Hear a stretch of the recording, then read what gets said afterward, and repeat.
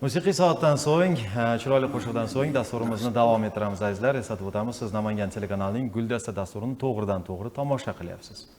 Demak, yaxshi kayfiyatda dasturimiz yana chiroyli suhbat bilan davom etadi. Studiyamiz mehmoni bilan sizlarni tanishtiraman. O'zbekiston Yozuvchilar uyushmasi a'zosi, Respublika Ma'naviyatchilar targ'ibot guruhi a'zosi, mashrabshunos tadqiqotchi Yusufjon aka Alixonovni taklif etganmiz. Assalomu alaykum ustoz. Sizni studiyamizda xush ko'rdik. Kayfiyatlaringiz yaxshimi? Xudoga shukr, rahmat. Demak, bugun Boborahim Mashrab tavalludining 386 yilligi oldidan uning ijodiga, hayotiga to'xtalib sizdan ko'proq o'rganishga harakat qilamiz.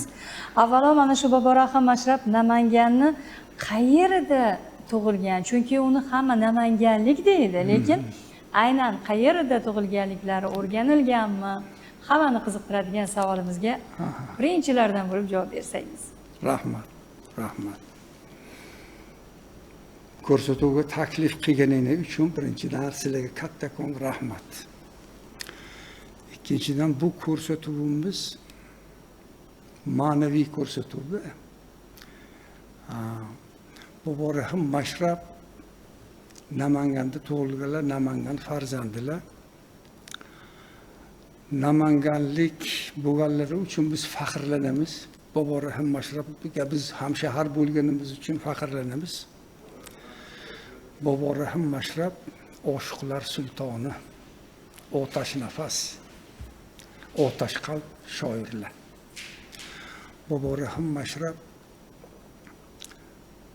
1640-yilda 22-mayda Namanganda Maddohxon mahallasida Qalandarxonaning yonidagi hovlida tavallud topganlar. Buni o'sha 1898-1902-yillarda Likoshin ularni uy qoldiqlari bormi deb Nodim Namangoniydan so'raydi. Nodim Namangoniy qabrlari shu yerda bor. Shunda Nodim Namangoniy aytadilarki, uy qoldiqlari bor Mashrabda.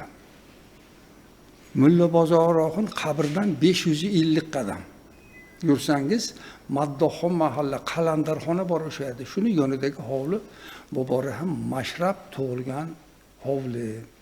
Loy suvoqdan qilingan o'sha vaqtda gumbazsimon uy bo'lgan ekanda. Shunaqa ma'lumot berilib, endi biz hozir bu ma'lumot 126 yil ilgari aytilgan ma'lumotda. Endi hozirgi haligi har xil bilib bilmasdan 31-maktab oldida u bu degan gaplar ham bor. Endi bu xalq og'zaki haligi oddiy sodda xalqning nimasi, lekin hujjat o'sha Likoshin o'sha vaqtida 1902-yilda mana shu ma'lumotni bergan. Hozir Maddohxon mahallasi ham hali Xudoga shukr buzilib ketgani yo'q, bor. Qalandarxona ham turgan. Biz qadamlab o'lchab ham ko'rdik. Mulla Bozoroxon qabrlaridan o'sha Qalandarxonagacha o'sha 550 qadam chiqdi. Shuning uchun o'z tasdig'ini topgan. Shuning uchun Boborahim Mashrabga haligi tug'ilganlari haqida ham namanganlik qilishimiz ham ancha qiyin bo'lgan ekan. Shunda na malakman, na farishta, men ham odam naslidan, men tavalludi o'sha farzandi Namangonimda o'zlari hujjat qilib ketganlar. Isbot qilib ketgan. Demakki bu bundoq vali zotlarni xaridori ko'pda, hamma o'ziga bo'lsin deydi, lekin kim yaxshi ko'rsa, kim aytganlarini qilsa, kim g'azallarga amal qilsa, Mashrab o'sha kishiniki asli. Butun O'zbekistonniki. Lekin o'zbek xalqi bo'lib, O'zbekiston xalqida misol mana dunyoda 200 dan ortiq davlat bo'lsa, 3000 dan ortiq millat bo'lsa, lekin Boborahim Mashrabi bor xalq yagona o'zbek xalqida hammamizni boshimizdagi tojlar, peshonamizdagi yulduzlar. Albatta, uni ijodi umuman o'sha kelajak avlod ta'lim tarbiyasida ham muhim o'rin tutadi-da. Umuman olganda Mashrab ijodida ona mavzusi alohida o'rin egallagan ekan. Hattoki uzoq safarlardan qaytib kelganda ham onasi bilan o'sha she'riy aytishmalar, mushoiralar bilan gaplashganligi haqida aytishadi. To'g'rimi? Endi Boborahim Mashrab Modarizot deydilar. Onadan tug'ma vali bo'lganlar bular. Modarizot degani onadan tug'ma. Nimaki bularning ruhlari Alloh jamolini bir zarrasini ko'rgan, shuning uchun ruhlari o'sha ko'rgani uchun bular oshiqona g'azallar, oshiqona she'rlarni murabba muhammaslarni yozganlar-da. Endi buni bu yerda hozir bir nimasidan, onalarning nimasidan aytib bersam, maylimi? Rahmat. Demakki, Boborahim Mashrab 7 yoshlarda Qur'onni yodlagan ekanlar. Qulboyi hofizalari shunaqa ko'p bo'lgan, kuchli bo'lgan ekanda. Anodin qay kuni tug'dim, ya'ni tug'ildim onadan ham. Sening ishqingda urdim. Yoshim 7 ga yetganda bu ishq do'konini qurdim. Demak, 7 yoshlarda o'zi shariatni to'la o'rganib bo'lgan ekanlar. Devon 8-9 da tariqat yo'lini surdim. O'zlari aytdi, tariqat yo'liga 8-9 yoshlarda kirgan ekanlar-da. Namangan shahrida yurdim. Xo'jamning bir yo'lini ko'rdim. Allohni. Ki andin to abad do'stlar, xo'jamni izlagan qulman. Allohni izlab topman. Shunda Boborahim Mashrabga birinchi ustozlari Mulla Bozoroxun fors, tojik tillarini, arab tillarini o'rgatganlar. Bular ham valizot bo'lganlar. Ustozlarning roziligini onalari va singillarning roziligini olib Qashqarga keyin Oppoq xo'jaga jo'natishdi. Boborahim Mashrab ilm olgani. Shunda ilm olgani o'shaqlarda yurib ham she'r bilan, g'azal bilan karvonlardan nima berib she'r berib orar ekanlar, karvonlardan salom aytib orar ekanlar. Shuni bir 2 misrasini men sizlarga o'qib beraman. O'sha karvonlarga Boborahim Mashrab onalariga g'azal yozganlar, Muhammad murabbalarida. Borsang salom ayt, ey karvonim deylar. Mazlumi ojiz qolgan onamga. O'g'li uchun ham ko'p yemasin g'am motamda qolgan onamga. Endi ona zorni nimasi ham tashlab ketish ham u kishiga ham oson bo'lgan ekanda. Ey karvonim deylar, borsang Namangan. Biz asli Namangonda, biz adabiy tilda Namangan deymiz. Endi o'slar yozgan nimalarda. Ey karvonim, borsang Namangan. Bechora Mashrab o'g'ling hayron. Mana hayronman endi balada yer. Onam kurubon aytqilga chandon. Ko'p salom aytgan debdilar karvonlarga. Pir xizmatiga salom onamga. Bu yo'lga onam o'zlari rozilik berdilar demoqchilar-da. Shunga o'xshab Boborahim Mashrab o'sha onalarga to 18 yilda uchrashganlar-yu, ungacha mana shuni singarin sog'inch bilan g'azallarni, she'rlarni yuborib turganlar. Demakki, Boborahim Mashrab har bir g'azallarda, she'rlarda koinot ilohiy asarlar ko'rgazmasi deylar. Lekin koinotdagi yaratiqlarning gultoji inson ekan. Shuning uchun insonni ta'riflab, yuzini chiroyliligini ta'riflab, Boborahim Mashrab aytadilarki, mastona qilgan shahlo ko'zingdir. Meni ko'zi insonga xizmatini ko'rib, men mast bo'lib qoldim deylar. Mastona qilgan. Demakki, ko'zni shunday yumsangiz, boshqa a'zolarimiz ham xizmat qiladi-yu, ko'zi oldida unaqa emas ekanda, yurolmay qolar ekanmiz-da ko'zni yumsak. Bu ko'z ne'matini qarang-da endi. Parvona qilgan oydek yuzingdir. Yuzi shundoq ta'riflayaptilarki, qosh ko'zda, qoshdagida ko'z, burun, dimoq, quloq, og'iz deylar endi. Parvona qilgan oydek yuzingdir, devona qilgan shirin so'zingdir. Endi qarang, bu labbi, tishi, 32 ta tishi, tilli yaratib, uni tagidan yana buloqcha ham chiqarib qo'ydik-ku, bir ovqat soyamizda bir namlab turadigan qilib. Endi bu tilli ta'rifladilarki, devona qilgan shirin. Men devona bo'lib qoldim bu so'zlarning shirinligidan. So'zi qudrati shundoq kuchli ekanki, agar kasal yotgan odam bo'lsa turg'izib yuborar ekan ikki og'iz shirin so'z. Sog' odam bo'lsa, agar yomon so'z bo'lsa xasta qilib qo'yar ekan.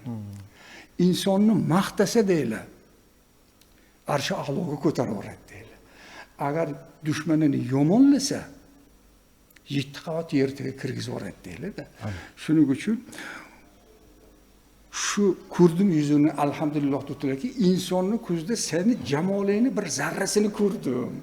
Insonni yuzdagi chiroyli yuz boshqa yaratiqlarda yo'q ekanda. Bobo Rahim Mashrab shunday nima qiladi. Xushfe'lli bo'lsang hamda shirin til. Yetaklay olasan bir qil bilan fe'l deydi. Shuning uchun Bobo Rahim Mashrab endi mashrabni ta'riflasak juda ham keng aytishimiz mumkin bo'ladi. Agar bir jumlasiga e'tibor beradigan bo'lsak, jahon kengdir, vali menga tor ekan degan iboralarda aynan mana shu mashrab fojiasi nimada edi, uni tarixiy ma'lumotlarda qanday yoritilgan degan savol ham paydo bo'ladi-da. Bobo Rahim Mashrab fojialari juda bir ajoyib tasvirlanadi. Bobo Rahim Mashrab o'zlari aytib ketganlarki, vaqtat mayini pir mug'on ilkidan ichdim. Allohning o'zi ichirdimi? Haligi modarizot ruhlari o'zi o'sha nimani Allohning jamolini bir zarrasini ko'rganda o'shanda oshib olganlar o'shanda. Pir mug'on ilkidan ichdim dedim. Mansur kabi boshimni dorga tuta qoldim deydi. Demak, valilarga o'lim nikoh kechasi ekan. Shabi arus deydi. Nikoh kechasida to'ylar muborakni o'shanda aytganlar. Haligini, ha? Endi Bobo Rahim Mashrab shundoq qilarlarki, o'sha fojialari jonlaridan ham rizolik so'rabdilar. Qarang, kirib bu jismi zorimga farog'at ko'rmagan jonim. Endi bular bir umr ilm istab, Allohning jamolini istab yurdilar-ku, ha? Kirib bu jismi zorimga farog'at ko'rmagan jonim. Xudodan bu ajal keldi, sen ham endi rizo bo'lgin. Sen ham rozi bo'lgin bo'lishga. Ajoyib xush muborak bu o'lim kim boshima tushdi.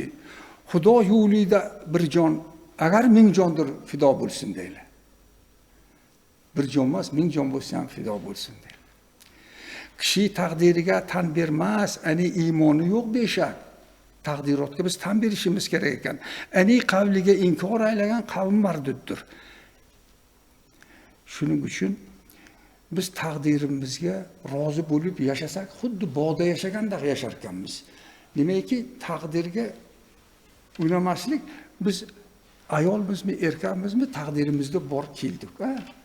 O'zimizmi, kaltamizmi, urug'imizmi, semizmizmi? Bu taqdirimizni buni o'zgartiraman desak, biz mumkin emas bunda endi.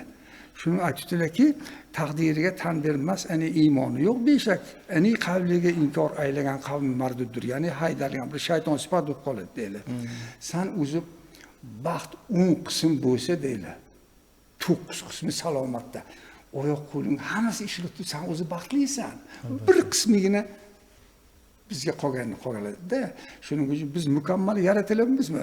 Biz norozi bo'lmaslik, rizolik bilan yashasak, xuddi bog'da yashaganda yashar ekanmiz. Agar norizolik bilan yashasak, shu taqdirotga unamasak, xuddi cho'lda yashaganda yashar ekanmiz-da. Har bitta satrlarda insonni ham ruhiy kamoloti, ham jismoniy kamolotini, ularni tarbiyaviy va hayot yo'lini bir ko'rsatib o'tgan deb aytishimiz mumkin bo'ladi. Endi Bobo Rahim Mashrab insondagi tarbiyaviy, axloqiy pand nasihatlariga e'tibor beradigan bo'lsak, aynan ular misol to'xtalsangiz nima haqida so'rashimiz kerak bo'ladi? Aynan misollarni so'rasak. Marhamat. Hozirgi javobimiz shunday bo'ladiki, endi mana uni hozir tugatib qo'yaylik, haligi fojialarni, maylimi? Mahkam endi jonlardan demak kechirim so'radilar. Shunda aytibdilarki, mahkam shu biling bola yomon xabarni eshitganda yurak bir haqirar ekanda. Shunda jonlarga tasalli berib mahkam shu biling bog'la, ey mashrabi devona, keldi bu ajal sanga to'lg'ayadi paymona. Ko'rdim men o'shal erlar, ishq yo'lida jon bergan, 100 turli balolarga yalg'iz edi bu jona. Ul oshiq emas do'stlar, bilsa bu ajal kelsa, yo'qdir xabari aslo oshiq ila mastona. Ey mashrabi devona, Mardona qadam qo'ygul dor ostiga borganda bo'lma yana hayrona deb inna to'ylarni borangni aytadi. Lekin Mahmudxon bu kishiga o'limga hukm qilib borganda Mahmudxonga aytdilarki, "Ey Mahmudxon, sen ham 3 kundan keyin o'lasan" dedilar. Bobur Rahim Mashrab o'silganidan keyin 3 kundan keyin Mahmudxon yotgan uydan ovoz keldi. "Qoch Mahmudxon, ajaling yetdi" deb. Qocha ulgurmay, uy tom bosib qolib o'ladi 3 kunda bu hamda. Lekin bular bashorat qilganlar. Demakki, valilar u 100 yil ilgari keyin keladigan nimalarni bashorat hodisalarni bilishadi. Biz ruhiy olamga bir tushimizda yuramiz, ular o'nglarda ham ruhiy olamni ko'rib turishar ekanda valilar. Shuning uchun biz Bobur Rahim Mashrabni qancha o'rgansak, qancha o'qisak, faqat bizni ruhiyatimizni tozalab, kibrlik, manmanlik degan illatlardan tozalar ekanda. Shuning uchun Bobur Rahim Mashrabni Turkiyada ham o'rganishar ekan. Men Turkiyaga borganda mana Mabdai Nur kitobini olib keldim. Endi bu turk tilida ekan. Oshiq Mashrab degan bir 6 ta 5 ta kitobini olib keldim. Ular turk tilida ekan, endi bizga baribir kerak bo'lib qolar deb. Lekin ular universitetlarda bu kitobni darslar qilib o'qitishar ekan. Albatta, bugungi kunda aynan Mashrab merosini xalqaro miqyosda targ'ib qilib, mana shunday olimlarimiz bugun tanityapti va dunyo bizni bobomizni ilmlarini hozirda dunyoga yoyapti deb aytishimiz kerak. Endi yuqoridagi savolga qaytadigan bo'lsak, Bobur Rahim Mashrab insondagi tarbiyaviy, axloqiy pand nasihatlariga bir to'xtalib o'tsak, ularga misollari keltirib bersangiz demoqchiman. Yaxshi. Endi Bobur Rahim Mashrab yoshlarga nasihat qilib aytadiki, dunyoga kelib loyiga bilmay bota qoldim. Darmon yo'q edini, zahri balosini yuta qoldim deydilar. Dunyoyi loyi nima desa orzu havasli ekan. Bu me'yordan o'shib ketganda insonni yiqitar ekan. Bizni shirin hayotimizni achchiqqa aylantirar ekan, zahri baloga aylantirar ekan. Shuning uchun orzu havas ham kerakdir, lekin me'yor bo'lish kerak ekanda. Me'yordan oshib. Dilda darding bo'lmasa, dardi sarimni kavlama deydi. Agar xalq dardi bo'lmasa senda, haq dardi bo'lmasa, menga gapirma deydi. Nimaiki suv deydi, qand bilan shirin, hayot muhabbat, ishq bilan shirin deydi. Demak, xalqni sevsang, xalqqa xizmat qilsang, sen xalqni sevsang, xalq seni sevsa, anunda hayot boshqacha bir chiroyli bo'ladi deydilar. Shuning uchun o'zingdagi og'riqni sezsang, jisming tirik. Birovdagi og'riqni sezsang, qalbing tirik deydilar. Biz jamiyatimizdagi og'riqni sezib, yoshlarning bir tarbiyasiga bir ko'proq ahamiyat bersak, demak bizda davlatimizning rivojlanishiga, xalqimiz farovon yashashiga odob, axloq bizga suv bilan havodek zarurda o'zir. To'g'rimi? Ilm. Shuning uchun bu dunyo bir ilm o'rganadigan, yaratiqlarni o'rganadigan dunyo ekan. Bizga shundoq imkoniyatlar berilgan ekanki, mana hozir 200 tonnalik temirni uchiryapti-da endi ilm bilan. To'g'rimi? Samolyotlarni. Samolyotlarni misol. Shunga aytadilarki, ilm bu may deb majoziy ma'noda ilm aytiladi-da. May ichsa gado ham sulton bo'ladi. Demakki, ma'naviyati kuchlanar ekan. Ma'naviyati ilmli odam sultonga aylanar ekan. Tulki ichsa sheru g'arrom bo'ladi. Endi chiyillamasang o'kirar ekan, bo'kirar ekan. Ilm bilanda endi tulki sherga aylanar ekan. Yosh ichsa qarilik sharafini quchar. O'zi yosh bo'lsa ham ahli qari deyiladi-ku. Qari ichsa yosh chaqqon bo'ladi. Demak, ilmga, hunarga yoshlarimizni targ'ib qilib, ilmlik, bilimlik yoshlar bu dunyoda ham bir bog'da yashaydi, bu dunyoda ham gulistonda yashaydi. Mana to'g'ri. Rahmat kattakon suhbat uchun, rahmat ma'lumotlar uchun deymiz. Rahmat, yana fikrlar bormi? Endi men demoqchimanki, bizni shu hozir Namanganimizda Bobur Rahim Mashrabni uy muzeylarini qilish bir niyatimiz bor. Endi o'sha tug'ilgan o'ylari hozir odamlar yashayapti. Bobur Rahim Mashrabga hadya qilingan cho'pon o'sha yerda hozir ham bor. Yaqinda uylarni remont qilishuvdi, ta'mirlashuvdi, 4 ta ko'zacha chiqdi-da endi. Biz o'lib uni sinov nima olib qo'ydik. Endi bir kishi yaqinda Chimyondan keldiki, Mashrabning hassalari bizda bor. Otamizni otasiga Qirg'izistondan o'tayotganlarda shu Mashrab hassalari berib ketgan ekanlar. Sizlar Namanganga yetkazsanlar deb berib ketgan ekan. Endi bir 60 yil, 70 yil ilgari. Shu kishi kelib menga shu uy muzeylari bo'lsa shu hassani beradi. Mashrab hassalari bor deb ketdi-da. Endi mashina singari Mashrabning ixlosmandlari xalqimiz orasida ko'p. Albatta. Shu uy muzey endi hokimimizga o'sha ariza qilib aytdik. O'sha hovlini yarmini mo'ljalda beradigan bo'lib turishibdi, endi hali berishgani yo'q. Endi shu bo'lsa, bir uy muzeylari bo'lsa, mana undan tashqari 22-mayda tug'ilganlar o'zi gul bayramiga rosa haligi ham ohang kelyapti. Bir Bobur Rahim Mashrab g'azallari bilan aytiladigan bir qo'shiqlar musobaqasini tashkil qilsa degan niyatimiz ham bor-da endi, to'g'ri? Haqiqatda. O'shanga. Chunki buyuk hofizlarimiz ham aynan Mashrab g'azaliga murojaat qilib, ularni g'azallaridan bir kuyga solib ijro etgan va xalqimiz orasida juda ham sevimliga aylangan. Oddiy aytadigan bo'lsak, shu o'rtarni hozir hammamiz mazza qilib eshitamiz, hammamiz buni mag'zini chalg'ishga harakat qilamiz.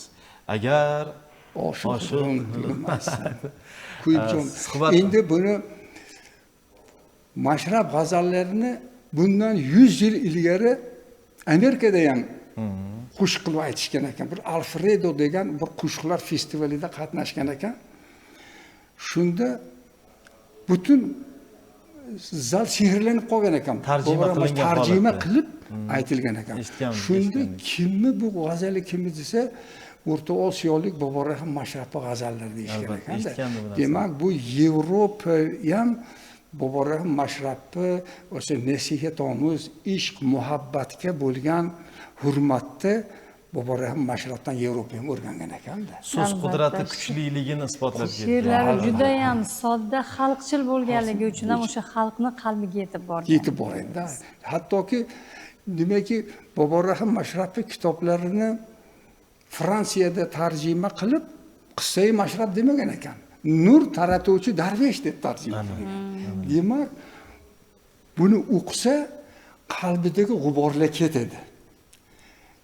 Jismni suv bilan yuvsa bo'ladi. Lekin inson qalbidagi manmanlik degan, kibrlik degan narsalarni, yomon illatlarda bularni Mashrab hikmatlari bilan yuvish mumkin xolosda.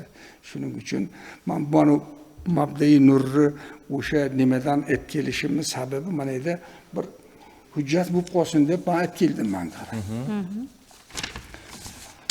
Xo'p. Mabdai nur bilan kimyo asarlarini bizda ham kitobi chiqdi. Bu yil Habibullohxon degan nimamiz nima qildilar? Shunda Bobur Rahim qachon yozganliklarini mana shu nima bilan bilib olamiz. Murdalikni ixtiyor etdim bugun, kiydim kafan. Misli Yusufdek jahon mulkiga bo'ldim bevatan. Go'shayi uzlatni oldim, 100 yoshirdim xalqdan.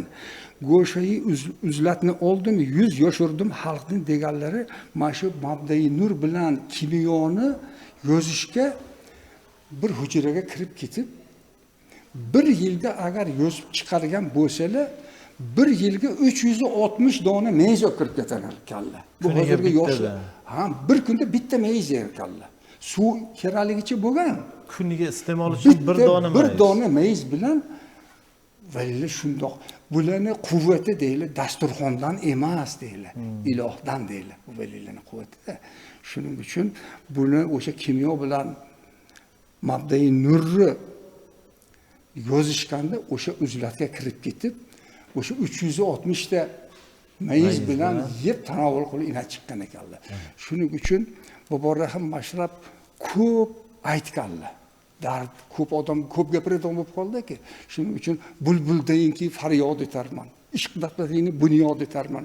Ko'ngillarimni men shod etarman. Yo'rga yetar bormay yarollar deylik-ku. Demak, yo'rga yetish uchun bular o'sha to'xtamay g'azal aytib, nasihat qilib, xuddi deylar Bobur Rahim Mashrab jarchiga o'xshab ovoz qilib to'g'ri yo'lga solib ketdilar. Mana yo'ldan yursang to'g'ri, mana bunisidan yursang noto'g'ri deb jarchi ovoziga Bobur Rahim Mashrab ovozidan agar Mashrab nasihatlariga amal qilsak deylar. Hayotingda ham qand yeysan, aytganlarni nasihatlarini qilmasang pand yeysan deylar. İnsanlar o'z burchimizni bilishimiz kerak ekan. Biz burchimiz nima? Biz o'sha yaratgan horomdan, ig'vodan, kibrdan tiyilini deganmi? Tiyilishimiz kerak ekan. Agar deylar ota-onangni, bizni burchimiz ota-onani hurmat qilish. Ini singilli bir-biriga bo'lgan hurmati. Sen singlingni hurmatini qilib burchingni bajarursanmi singlinga? Yo singling inisini burchini bajaryaptimi? Ulardan bir ot bilan tuya so'ralmaydi. Bir ikkita to'rtta non bilan tinch o'tiribsanmi deb bir hol ahvol so'rashlik o'zi ot bergan bilan, tuya bergan bilan barobar. Ba'zida deylar bir tishlan go'sht bir qo'yni o'rniga o'tadi deylar. Ba'zida bitta yog'och cho'pung deylar, tuyani o'rniga o'tadi deylar. Shuning uchun biz o'z burchimizni bajaradigan bo'lsak, ini singillik burchimiz bir-biridan xabar olish. Bundan ortib olsak, qarindosh urug'qa bo'lgan burchimiz, Shuning uchun aytadilarki, har kim o'z burchini bajarish kerak. Agar deylar, mana sen bir ipak qurtini qaragin deylar. Buni burchini bajaryapti, buni barjini, buni ishini filan qila olmaydi deylar. Albatta. Asalarini qilishini bitta arslon ham qila olmaydi deylar. Hamma o'zini burch. Sen ham insonlik burchini bajar. Olma o'rik qila olmaydi, u burchini bajaribdi. O'rik olma qila olmayapti. U ham o'zini ishi. Lekin kim yeyishidan mevasini ishi yo'q. Yaxshilik qilyapti-da insonlarga. Shuning uchun biz ham o'z burchimizni bajarib xalqqa xizmat deylar, haqqa xizmat deylar. Agar niyatlarim amalga oshsin desang deylar. Xalqqa xizmat qil deylar. Xalqni ko'nglini ol deylar. Shuning uchun aytadilarki, sen mabodo biroppa haqini yeb ibodat qilsang deylar. Xuddi aynigan tuxumni bosayotgan tovuqqa o'xshaysan deylar. Har qancha ibodat qilganing bilan undan cho'ja chiqmaydi aynigan tuxumdan. Seni duolaring, ibodatlaring o'rnida qoladi. Niyatingga yeta olmaysan. Demakki, baxt deylar 10 qism bo'lsa, 9 qismi salomatlik deylar. Qolgani 1% ekanda. Agar deylar sen ibodatli bo'laman desang deylar. Niyatlarim amalga oshsin desang deylar. Demak, holorni stopkin deylar. Bobur Rahim Mashrab nimalari endi 2 dona uzum degan hikoyatlar bor. Endi bu endi vaqtimiz qisqarib qoldi. Lekin o'sha paytda yozilgan misralari hozirgi kunda ham o'zini bir nima deydi, sayqalini yo'qotmayapti. Yo'q. Hozirgacha bor va albatta kelasi ko'rsatuvlarimizda tavallud ayyomlari yaqinida aynan mana shu ko'rsatuvga taklif etib. Shuning uchun yana bir og'iz gapki, sen alifdek rost bo'lsang, insoniylik, to'g'rilik ayni insoniylikdir deydi. Sen alifdek rost bo'lsang, har davo bordir senga deydi Bobur Rahim. Lom alifdek egri bo'lsang, hech davo yo'qdir senga. Endi to'g'ri yo'ldan kim adashtiradi bizni desa, nafs bilan shayton adashtirar ekan. Mana shu ikkilasiga shor bo'lishimiz kerak ekan. Ruhiyatimizda, ruhda 3 ta unsur bor ekan. Shuni aytib qo'yay endi. Keyin mayli, tugatamiz. Birinchisi qalb ekan, yurakda joylashgan ekan. Ikkinchisi aql ekan, boshda joylashgan ekan. Uchinchisi nafs ekan, jismimizda joylashgan ekan. Agar deylar qalb aqlli vazir qilib, nafsi xizmatkor qilsa deylar, unda a'lo darajada bo'ladi deylar. Nafs ham tarbiyalanadi deylar. Mabodo xasta qalb bo'lsa, nafsi agar vazir qilib, aqlli deydi, xizmatkor qildirib qo'ysa deydi. Faqat o'ziga bu aqlli faqat o'zini manfaati uchun ishlatadigan bo'lgan. Egoist deyiladi-ku, faqat o'zini o'ylaydigan. Shuning uchun biz o'sha nafsimiz so'zga kirmay, nafsimiz bizni halokatga olib boradigan, torimiz yo'qmi shunga o'xshatadigan. She'rdan, asrordan qo'rqmagin dedi. Ichingdagi dushman nafsdan qo'rqdin dedi. Sibjon aka rahmat deymiz. Endi yana Albatta, mehmonimiz siz bilan suhbatlashsak, suhbatimiz haftalab davom etishi mumkin, lekin vaqtimiz chegaralangan. Tashrif uchun, samimiy suhbat uchun, mazmunli suhbat uchun kattakon rahmat aytamiz. ishlaringizda omad Sizlarga ham tilab rahmat. Rahmat. Va aynan Mashrab g'azali bilan ijro etilgan xonishga navbat beramiz. O'sha biz uchun sevimli bo'lgan o'rtar g'azaliga aytilgan xonish va teletomoshabinlarimiz uchun taqdim etiladi. Marhamat.